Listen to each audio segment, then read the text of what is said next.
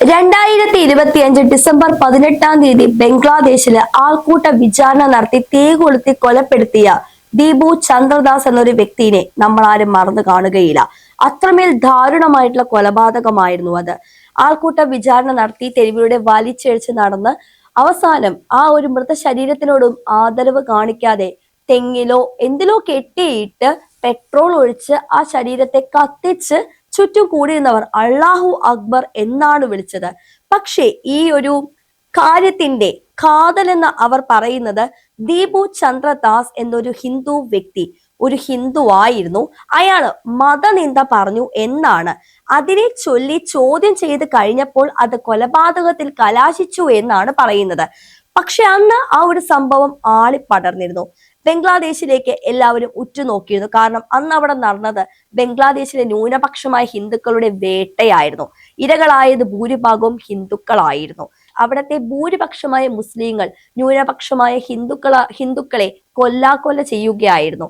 അതിന്റെ തുടക്കം മാത്രമായിരുന്നു ദീപു ചന്ദ്രദാസ്. ഇനി നമുക്ക് എന്താണ് ദീപു ചന്ദ്രദാസിന് സംഭവിച്ചതെന്ന് നമുക്ക് നോക്കാം. ബംഗ്ലാദേശിലെ മയമൻസിംഗ് ജില്ലയിലെ ആൾക്കൂട്ട കൊലപാതകം നടന്നത്. ദീപു ചന്ദ്രദാസ് വർക്ക് ചെയ്തിരുന്നത് പയനിയർ നീറ്റ് വെയേഴ്സ് ലിമിറ്റഡ് എന്ന കമ്പനിയിലായിരുന്നു. ഫ്ലോർ മാനേജർ ആയിട്ടാണ് വർക്ക് ചെയ്തത്. ഫ്ലോർ മാനേജറിൽ നിന്നും സൂപ്പർവൈസറിലേക്ക് ഒരു പദവിയിലേക്ക് അദ്ദേഹം ഒരു പരീക്ഷ എഴുതിയിരുന്നു. ഇത് ബാക്കി വർക്ക് ചെയ്യുന്ന ആളുകൾക്ക് അത്ര രസിച്ചിരുന്നില്ല. അല്ലെങ്കിലും ആരും നന്നാവുന്നത് മറ്റു പലർക്കും ഇഷ്ടമല്ലല്ലോ. ഇത് തന്നെയാണ് അവിടെയും കാരണം. അവരുന്നയിക്കുന്ന വാദങ്ങൾ ഞങ്ങളോട് എല്ലാവരോടും പല വിഷയത്തിലും പല തവണ തർക്കിച്ചിരുന്നു എന്നാണ്. പക്ഷേ ഈ ഒരു ചെറിയൊരു പൊളിറ്റിക്സ്, അതായത് എന്താ പൊളിറ്റിക്സ് എന്ന് പറഞ്ഞാൽ ഞാൻ ഇവിടെ ഉദ്ദേശിച്ചത് രാഷ്ട്രീയമല്ല, ഓഫീസിലെ പൊളിറ്റിക്സ്, അതായത് വ്യക്തിവൈരാഗ്യം, അതുപോലെ നമുക്ക് ഒരുമിച്ച് വർക്ക് ചെയ്യാൻ പറ്റാത്ത ഒരു കാര്യത്തിൽ പല ആളുകളായിട്ടാണ് നമ്മൾ വർക്ക് ചെയ്യുന്നത്. അസ്വാരസ്യങ്ങളുണ്ട്. ഈ അസ്വാരസ്യങ്ങളിൽ നമ്മൾ പൊളിറ്റിക്സ് എന്ന് നമ്മൾ സംസാരിക്കാറുണ്ട്. അതിനാണ് നമ്മൾ ഓഫീസ് പൊളിറ്റിക്സ് എന്ന് പറയുന്നത്. ഈ ഓഫീസ് പൊളിറ്റിക്സിന്റെ ഒക്കെ പരിണിത ഫലം ചെന്നെത്തിയത് ദീപു ചന്ദ്രദാസിന്റെ കൊലപാതകത്തിലാണ്. പക്ഷെ ഇന്ന് ഈ വിഷയം സംസാരിക്കേണ്ടി വന്നത് എന്തുകൊണ്ടാണെന്ന് വെച്ച് കഴിഞ്ഞാൽ, ഒരു വർഷം തികയുന്നതിന് മുന്നേ തന്നെ, അതായത് 2 ദിവസം മുമ്പ് നമ്മൾ ഒരു വാർത്ത അറിഞ്ഞു. ബംഗ്ലാദേശില് അജ്ഞാതനാൽ ഒരാൾ കൊല്ലപ്പെട്ടു. ആര്? ദീപു ചന്ദ്രദാസിനെ ആൾക്കൂട്ട വിചാരണ ചെയ്ത് കൊലപ്പെടുത്തിയ വ്യക്തികളിൽ ഒരാളുടെ വിക്കറ്റ് അങ്ങ് എടുത്തു. ആരാണെന്ന് വെച്ചാൽ അജ്ഞാതനാണ് എടുത്തത്. ഈ അജ്ഞാതന്മാർ അവിടെ പൂണ്ട് വിളയാടാൻ തുടങ്ങിയിട്ട് കുറച്ചു കാലമായി. ഇതേപോലെ ഒരു ഇന്ത്യ വിരുദ്ധനെ കൊന്നതിന്റെ പേരിലാണ് അവിടെ മൊത്തം കലാപം സൃഷ്ടിച്ചതും പാവപ്പെട്ട ദീപു ചന്ദ്രദാസിനെ കൊന്നതും. അതിന് ശേഷം അത് അവിടെ കഴിയുമെന്ന് ആണ് എല്ലാവരും വിചാരിച്ചത്. പക്ഷെ അവിടെ അത് കഴിഞ്ഞിരുന്നില്ല. ബംഗ്ലാദേശ് കത്തി പുകയുകയായിരുന്നു. അതിനുശേഷം ഹിന്ദുക്കളുടെ കുടുംബത്തെ നിരന്തരമായിട്ട് വേട്ടയാടാൻ തുടങ്ങി. ആ ഒരു വീട്ടിൽ, ഒരു ഹിന്ദു കുടുംബത്തിന്റെ വീട്ടില് തീ കൊളുത്തി. അത് പുറമേ നിന്ന് വാതില് പുറത്തുനിന്ന് പൂട്ടിയിട്ടിട്ട് പുറത്തേക്ക് പോകാതിരിക്കാനായിട്ട് ജീവനോടെ ചുട്ട് ചാമ്പലാക്കാൻ വേണ്ടിയിട്ട് പൂട്ടിയിട്ടിട്ട് കത്തിക്കാനുണ്ട്. അതില് 5 വയസ്സുള്ളൊരു കുഞ്ഞുൾപ്പെടെ ഉള്ളവർ മരിക്കുകയാണ് ചെയ്തത്. ഒന്ന് ആലോചിച്ച് നോക്കൂ. 5 വയസ്സുള്ള ഒരു കുട്ടി എന്ത് തെറ്റാണ് ഈ മതഭ്രാന്തന്മാരോട് ചെയ്തത്? ആ കുട്ടി ഹിന്ദുവായിട്ട് ജനിച്ചു എന്ന് മാത്രമാണോ തെറ്റ്? ഏതെങ്കിലും ഒരു ഇന്ത്യ വിരുദ്ധനെ ഏതെങ്കിലും ഒരു അജ്ഞാതൻ ബംഗ്ലാദേശിൽ വെച്ച് കൊന്നിട്ടുണ്ടെങ്കിൽ അതിന്റെ പരിണിത ഫലമായിട്ട് മറ്റു മതക്കാരെ കൊന്നു തീർക്കലല്ലോ ചെയ്യേണ്ടത്. ഇതൊക്കെ തന്നെയാണ് ബംഗ്ലാദേശിൽ കത്തി പറന്നുകൊണ്ടിരുന്നത്. പക്ഷെ ഇപ്പോഴത്തെ പ്രശ്നം എന്താന്ന് വെച്ച് കഴിഞ്ഞാൽ, ഈ അജ്ഞാതൻ ആരാണ് എന്താണ് എന്ന് ഒന്നും അറിയില്ല. ആ ഒരു സമയത്ത് മറ്റൊരാളെയും ഇതുപോലെ അജ്ഞാതൻ വെടിവെച്ചിട്ടിരുന്നു. അയാൾക്ക് എന്തോ തലനാഴിക്ക് രക്ഷപ്പെട്ടത് കൊണ്ട് വലിയ ഇഷ്യൂ ഒന്നും ഉണ്ടായില്ല. പക്ഷെ ഇപ്പോഴും അജ്ഞാതന്മാർ പൂണ്ട് വിളയാടിക്കൊണ്ടിരിക്കുകയാണ്.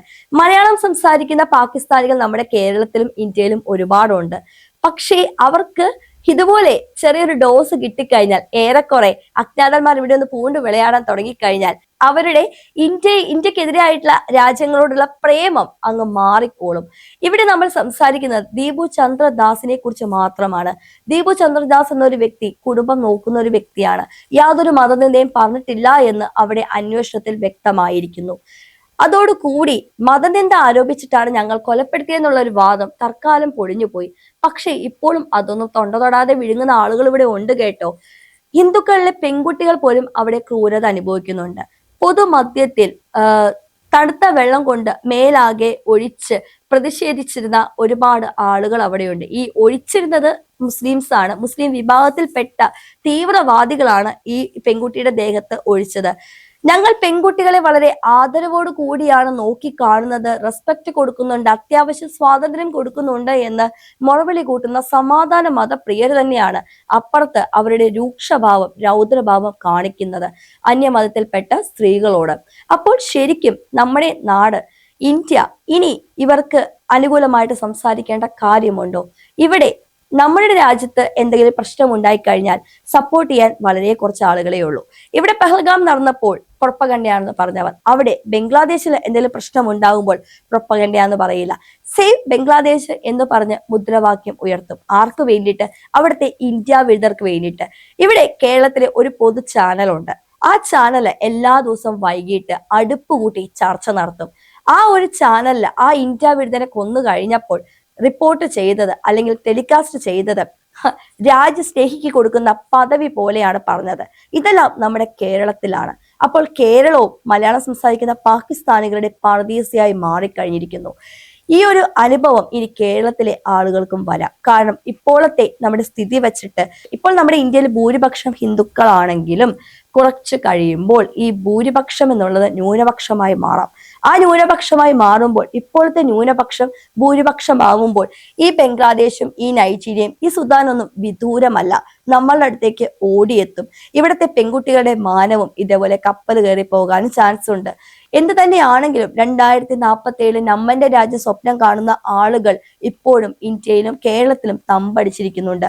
ഇതുപോലെ അതായത് ബംഗ്ലാദേശിലെ അവസ്ഥയും നൈജീരിയയും സുഡാനിലെ അവസ്ഥയൊന്നും നമ്മുടെ കേരളത്തിലും ഇന്ത്യയിലും വരാതിരിക്കട്ടെ എന്ന് മാത്രം നമുക്ക് പ്രാർത്ഥിക്കാം.